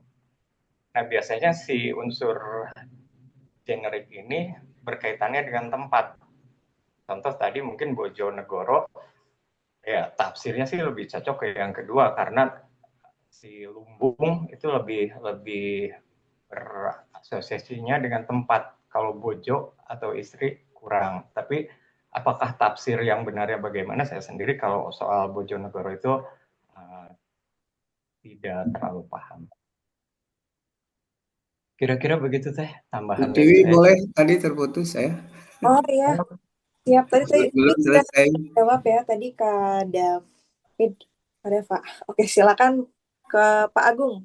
Iya, nama sedikit Kang Bahtiar. Ya kan saya sering sekali, udah 5 kali, bahkan udah ada penelitian dari, bukan penelitian sih awal, pendataan mungkin mau ekskavasi tapi belum dilakukan. Kalau sementara sih sepertinya di situ ada jejak tradisi megalitik Kang Bahtiar. Dan yang unik itu Telaga Denung itu ada di atas sungai, di bawahnya itu Sungai Cipatujah. Jadi airnya dari mana? Terus mestinya kan biasanya gitu. Sungainya ada di atas, ini malah di bawah. Dan memang kata Kang Bahtiar, kalau sementara itu dugaan sementara itu bukan tempat kerajaan tapi lebih ke tempat suci, tempat ibadah ya, karena menurut cita-cita yang ada di sana seperti itu. Sementara sih dugaan-dugaan sementara dulu saya dengan Balar ke sana ya, Kang. Iya. Balai Arkeologi dari Bandung. Itu sudah ada berapa orang dulu terus bahkan sampai nginep kan penelitian di sana. Kalau saya sih lebih tertarik ke sejarahnya berdasarkan naskah Wangsa Karna. Jadi dalam buku Yosef Iskandar, di situ teh ya dikenal dengan putranya Galuh yang kedua, berarti Gandayun yang di Karangkamulian, Kang. Namanya Resi Wanayasa atau Jantaka. Itu adiknya, katanya dalam buku itu Raja Galunggung, Prabu Dharma, ini Sempak Wajah kalau dalam tulisan-tulisan Wangsa Kerta. Tapi terlepas dari itu saya lebih tertarik sebenarnya ke geografinya itu, kenapa itu Telaga Denung itu ada di atas Cipatujah, dan kalau ke sana juga saya kasih tahu ya kan fisiknya harus kuat gitu. Iya, Karena fisiknya gitu kan. Mau sampai juga berat, mau pulang juga berat gitu. Mohon maaf. Tapi kalau dengan semangat sampai juga. Kemarin juga Prof ini sudah di atas saya usianya jag-jag. Jadi gini, selanjutnya untuk saya tertarik kalau memang mau menyusun tentang Telaga Denung, saya juga penasaran itu Denung itu toponominya seperti apa, atau yang saya tahu dari Kang Aan Merdeka Permana pernah dibahas di majalah Ujung Galuh itu katanya denah. Kalau sementara saya lebih ke eh, sejarah tadi. Tapi kan kayaknya apa kalau disambung-sambung juga antara cerita rakyat di sana dengan sejarah juga agak kesulitan juga saya karena tidak ada data tadi. Kalau Tukum ini saya belum belum tahu, mungkin itu Kang Bata lebih tahu. Jadi saya harap nanti kalau mau ke sini saya siaplah nganter ke sana. Iya. Tapi harus nginep Kang, nggak akan cukup 1 hari itu. Iya, iya, iya. Ya mungkin Tapi nanti panjang lebarnya saya Busur, ke Kang Bahtiar lah nanti ke Bandung. Saya suka dengan Kang Gelar kan, iya, iya. Kang Versi Gelar. aku itu Iya, busur, busur, seperti bulan sabit. saya sih kalau sepengetahuan saya kan karena saya sudah 5 kali bahkan pernah nginep berapa kali 3 kali. Memang seperti itu Kang, Iya. seperti busur itu luasnya sekitar 3 hektar, tapi lebih banyak ke daerah Kecamatan Bojonggambir. Kalau ingin lebih dekat tuh masuknya dari saya, dari Culamega, namanya Cikuyang, kalau mau dekat. Jadi kalau dari Bojonggambir, dari Cicomel lebih jauh. Ya mungkin nantilah lebih jelasnya kalau memang kalau menakdirkan ketemu Kang. Ya, Saya semoga. ingin sekali dulu juga ada Kak. Saya tunggu. Eh, Insya Allah. banyak sih yang ke sana tapi belum belum pernah ke sana. Baru arkeolog loh yang ke sana. Iya, iya. Makasih Mbak Tiwi. Ya Ya, nantilah disambung lagi karena memang harus panjang ini ceritanya. Iya, mangga, Makasih, mangga. makasih ya Nuhun. ya silakan Pak Bahtiar. Eh, Sebagian sudah dijawab tadi. Versi saya, the toponim Denuh itu sangat mungkin artinya busur, busur atau secara sederhananya berbentuk seperti bulan sabit, talaganya itu. Iya, Hmm, betul. begitu ya, Pak Agung ya. Iya, Ya, makasih. Makasih. baik. Ini karena sudah mau pukul 9 malam, ini ada mungkin satu pertanyaan lagi ya yang via chat. Halo Tiwi, Ya, Bu, Eh, punten, boleh tadi sedikit nanggapi? Boleh? Nggak hmm, sempat? eh, Karena, Kang, tapi mungkin jangan terlalu panjang ya Kang. oke, saya usahain. Nggak, saya cuma tadi, tadi Teh Yasmin ya yang sempat menyampaikan dan direspon oleh Pak Bahtiar bahwasanya kita jangan melupakan konteks waktu ya. Dan saya ada contoh, saya ingat ini penting karena kan kita tidak bisa lepas dari sosial media nih. Dan kita jadinya termasuk saya menganggap itu satu-satunya sumber yang dipercaya gitu. Harusnya kita mungkin lebih kritis. Saya mau contoh yang tadi betul ya, San Ujung Berung. Walaupun nggak apa-apa kita punya punya apa ya daya curiosity gitu ya, nggak apa-apa. Cuman yang khawatirnya itu dipercaya secara luas padahal misalnya tidak ilmiah atau sudah terbukti tidak ilmiah. Contoh Depok kan sekarang banyak di konten-konten dibuat dengan mengambil sumber tanpa melihat konteks waktu. Contoh Depok dianggap itu usul-usulnya the erste Protestante organisasi Van Christenen. Jadi yang padahal jauh sebelum itu di peta lama sudah ada nama Depok. Itu aja sih, saya cuma pengen tadi menarik justru karena Yasmin itu bertanya itu, jadi saya ingat mungkin termasuk saya kan kadang suka ya percaya lah, apalagi kalau kontennya menarik. Tapi kita lupa mengecek cross check sumbernya gitu loh. Dan saya juga setuju tadi kata Kang Gangan juga ya bahwasannya ya benar kita harus lihat nama dari konteks tempat, waktu dan kayaknya ada perkembangan baik juga ya. TV kan sebagai salah satu blog, bukan blogger apa konten sejarah ya. Kita kalau nggak salah ada bukan kita, TV dan teman-teman mungkin ada kan sekarang ada yang asosiasi ya. Nah mudah-mudahan asosiasi konten kreator sejarah ya. Mungkin itu ada itu mudah-mudahan bisa memfilter lagi, bisa mengcross check, bisa memproofreading sebelum dipublish karena eh, teman saya di kantor, mau yang muda yang tua tuh ya sempat percaya kalau Depok itu dianggap itu valid gitu loh. Kalau asal kata Depok dari singkatan tadi, padahal itu baru setelah Belanda membuat yang 12 marga itu kan, baru setelah memerdekakan budak, koreksi kalau saya salah, sedangkan di peta lama Depok sudah ada dan yang paling, walaupun juga ini sifatnya tafsir, tapi kan lebih logis kalau melihat konteks waktu itu ya dari kata padepokan mungkin ya. Itu aja sih. Jadi mungkin saya pesan dan nuhun tadi dari ada Yasmin yang bertanya bahwasanya kita juga di dunia yang kita sekarang bergantung hampir sebagian besar informasi dari sosial media, mungkin bisa lebih kritis contohnya tadi karena jangan hanya yang dari informasi populer tapi lupa meng-cross check. Itu aja sih. Nuhun waktunya udah diperbolehkan menambahkan. Iya, siap. Terima kasih, Kak. Ini terakhir ya, pertanyaan dari chat. Dari Cak ya, izin bertanya Pak Bahtiar, saya asli dari Batang, Jawa Tengah. Tapi banyak orang luar justru lebih kenal nama Alas Roban daripada Kabupaten Batang itu sendiri. Dari sudut pandang toponimi, kenapa sebuah nama bisa lebih kuat dan menempel di ingatan orang dibandingkan nama wilayah resminya? Apakah ini karena kekuatan cerita yang beredar, atau karena identitas daerah kami pelan-pelan terbentuk oleh citra dari luar?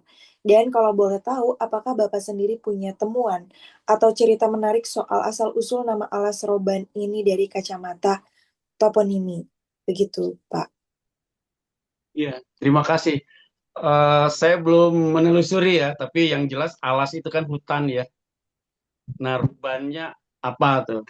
Harus ditelusuri dan menjadi terkenal bagi orang luar karena sebetulnya ada ruas jalan saja yang dianggap mistis, dianggap angker, gitu ya, dianggap agak sulit. Itu jadi eh, yang menyebabkan toponim Alas Roban jauh lebih populer daripada eh, Batak.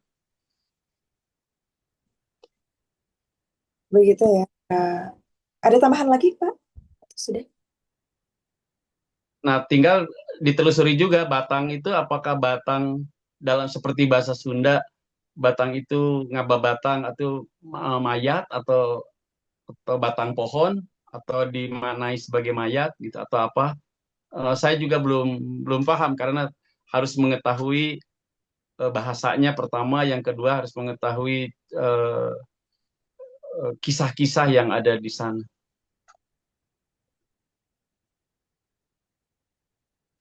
Ya, begitu ya, Pak ya. Oke, ini terakhir kali ya yang raise hand. Gak apa-apa lebih dikit ke Bung Rifai. Silakan Bung Rifai. Ya, Assalamualaikum warahmatullahi wabarakatuh. Waalaikumsalam. Terima kasih waktunya. Kalau saya mungkin mau tanya Pak Bahtiar ya. Saya sebenarnya ada di Kota Serang, Pak, bukan di Jawa Barat, tapi saya pengen tahu apakah ada nama-nama yang sampai hari ini mungkin dulu pernah ada di sejarahnya begitu di naskah-naskah kuno begitu di Jawa Barat yang sampai hari ini masih ada, atau adakah perubahan nama-nama tersebut seiring dengan zaman atau waktunya berlalu mungkin. Kalau di Jawa Barat mungkin ada di naskah kuno misalkan di Babat Sunda misalnya, atau di manuskrip-manuskrip lain yang sampai hari ini masih ada atau terpakai, dan bagaimana mungkin sejarahnya nama tersebut itu sampai hari ini ada. Saya kira itu. Terima kasih. Assalamualaikum warahmatullahi wabarakatuh. Waalaikumsalam. Nama tempat bisa berubah karena misalnya ada perubahan yang sangat besar di tempat itu sehingga menginduk kepada nama baru. Misalnya pada masa lalu tempat penimbunan atau gudang merica misalnya ya, ada pelabuhan di Banten. Pada saat itu kan perahu-perahu melaut itu berdasarkan angin. Jadi bisa menunggu berapa bulan lamanya sehingga ada saling silang pernikahan atau apa, gudangnya ditimbun lama. Nah, gudang tempat menimbun merica itu menjadi pamaricaan, terkenal dengan nama pamarican gitu. Di Banten sebelah barat ada Teluk Lada. Nah, beda, jadi namanya bendanya sama, merica, tapi di tempat Bantai baratnya Banten namanya Lada, sehingga nama toponim teluknya Teluk Lada gitu. Jadi itu juga sesuai perkembangan bahasa atau perbedaan penyebutan untuk satu jenis komoditas yang sama, karena pada saat itu Banten pengaruhnya sangat kuat, sampai Lampung saja itu dalam pengaruh Banten diwajibkan untuk menanam lada itu, untuk menanam merica itu, selain di Bantennya sendiri. Sehingga Banten sangat kaya karena menjadi pelabuhan untuk mengekspor merica tadi. Nah, apakah Pamarican suatu ketika kalah pamor karena ada pembangunan yang lebih besar di tempat itu? Ya bisa saja, bisa saja. Masyarakat menyebutnya, misalnya ada gedung mall apa, nah masyarakat bisa beralih menjadi menyebut nama mall itu, gitu. Ketimbang misalnya nama yang sudah bersejarah sebagai Pamarican. Jadi karena faktor perkembangan kota, bisa saja nama itu menjadi bergeser, yang asalnya sangat populer menjadi tidak populer. Contoh lain misalnya kata Serang. Apakah sudah ada sebelum Kesultanan membuat persawahan, atau eh, yang membuat persawahan di sana itu apakah Kesultanan Banten atau atas inisiatif dari VOC atau kolonial, sehingga namanya Serang. Nah, apakah ada data sebelum persawahan itu dibentuk, apakah ada toponim yang untuk kawasan itu? Nah, bila ada, berarti kan ada perubahan yang besar ketika tempat itu dirubah menjadi persawahan yang sangat luas, sehingga namanya berubah menjadi Serang. Bisa bisa saja. Terus perubahan lain misalnya dalam peta-peta lama, pelabuhan ketika Daendos mendarat itu pelabuhannya namanya Pelabuhan Anyar. Tapi dalam peta baru ditulisnya Anyer. Nah, itu ada perubahan. Jadi Anyar bermakna baru, weteh gitu ya. Tapi mengapa dalam peta-peta kemudian nulisnya Anyer? Padahal ketika Daendos mendarat di sana di Pelabuhan Anyar. Begitu, Pak Rifai. Ya, begitu ya, Bung Rifai ya. Atur Siap. nuhun. Sami-sami, Bung Rifai. Oh ya, ini ya teman-teman, kejutan spesial ya. Kita ada door prize. Kemarin sempat ngobrol-ngobrol juga untuk 3 penanya. Pertama, yang tadi Raisen dan open mic, open video juga ya. 3 penanya pertama, Jasmine. Terus ada Ari Wibowo. Terus ada Kak Aka Abimanyu dapat 1 buku ini dari Pustaka Jaya. Selamat ya. Jadi untuk 3 penanya pertama spesial sekali ya mendapatkan buku ini. Nanti bisa kontak aku aja ke nomor aku untuk mengirimkan nama, kemudian alamat, dan juga nomor handphonenya. Nanti akan di-forwardkan kepada penerbit dan akan dikirim oleh penerbit begitu. Itu dia 3 yang beruntung, karena sebenarnya yang bertanya banyak ya, tapi yang beruntung itu 3 penanya tadi yang pertama. Dan buat teman-teman yang tadi juga ingin membeli buku, nanti bisa cek aja di Tokopedia, Shopee, kemudian juga Pustaka Jaya ya, karena dijual juga di sana begitu. Dan tidak terasa sudah pukul 21.38. Sudah 1 jam setengah lebih kita berbincang kawan-kawan ya. Untuk terakhir closing statement dari Pak Teh Bahtiar dan juga Kang Gan Jatnika nih, terkait juga pembahasan kita toponimi asal-usul nama tempat di Jawa Barat. Apa sih yang ingin Pak Teh Bahtiar dan Kang Gangan sampaikan ya kepada masyarakat atau kepada generasi muda kita nih, Bapak? Iya, toponim itu kan ingatan kolektif masyarakat. Jadi jangan sembarang diganti karena menghilangkan ingatan kolektif itu. Terima kasih. Siap, terima kasih Pak Teh Bahtiar untuk closing statement-nya dari Kang Gangan. Ya Teh, closingnya mungkin sedikit lebih panjang ya. Toponim tadi saya bawahi, topo itu tempat, nama nim itu nama. Sebenarnya toponim ini selalu kita bawa-bawa dalam diri kita dalam bentuk kartu identitas Teh. Karena kartu identitas kita itu kan paling atas tuh selalu nama dan tempat kelahiran. Jadi toponim ini sebenarnya melekat dalam diri kita sebagai satu identitas dan karakter. Misalkan Gangan Pan Bandung, namanya udah di sana ada. Nah, closingnya saya mengajak kepada teman-teman, selain kita lebih mengenal kembali toponim daerah lain, yuk kita kenal toponim daerah kita sendiri. Di mana kita dilahirkan, di mana kita sekarang hidup, kita cari apa artinya dan kita wariskan nanti ke generasi selanjutnya. Beruntung sekali di Bandung ada Taman Hutan Raya Juanda yang seolah-olah menjadi surganya toponim, karena Bandung ini sangat banyak sekali nama tempat yang berasal dari tumbuhan, dan di Taman Hutan Raya Juanda ini nama-nama tumbuhan tersebut hidup. Contohnya pohon benying, ganitri, loa, picung, kanayakan, hampelas, karambi, dan segala macam. Oleh karena itu saya mengajak, yuk kita kenali, dan kalau bisa kita cari buktinya tempat yang kita tinggal. Itu Teh dari saya.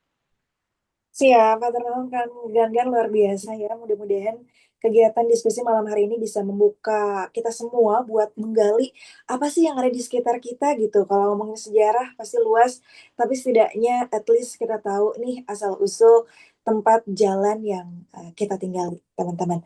Oke, kita foto bareng dulu mungkin ya sebelum kita akhiri Zoom meeting di malam hari ini. Buat teman-teman yang mau open cam, silakan. Kita akan screenshot foto bersama di malam hari ini. Siap, kita hitung ya. 1, 2, 3. Baik, di slide berikutnya. 1, 2, 3. Oke. Terima kasih teman-teman. Terima kasih juga untuk Pustaka Jaya untuk kolaborasi di malam hari ini. Pak Teh Bahtiar dan Kang Gangan semoga sehat dan sukses selalu untuk setiap program, kegiatan, dan agendanya. Amin ya robbal alamin. Dan teman-teman juga terima kasih sudah bergabung di malam hari ini. Seperti biasa tentunya minggu depan kita akan menghadirkan diskusi lainnya. Buku apa itu? Pantau terus di Instagram @temusejarah. Baik, sampai jumpa lagi. Salam semangat, salam sukses, salam bahagia. Semoga bisa tidur nyenyak malam ini dengan saya Tiwi Kasavela pamit. Akhir kata wassalamualaikum warahmatullahi wabarakatuh. Waalaikumsalam warahmatullahi Warahmatullahi wabarakatuh. Terima kasih.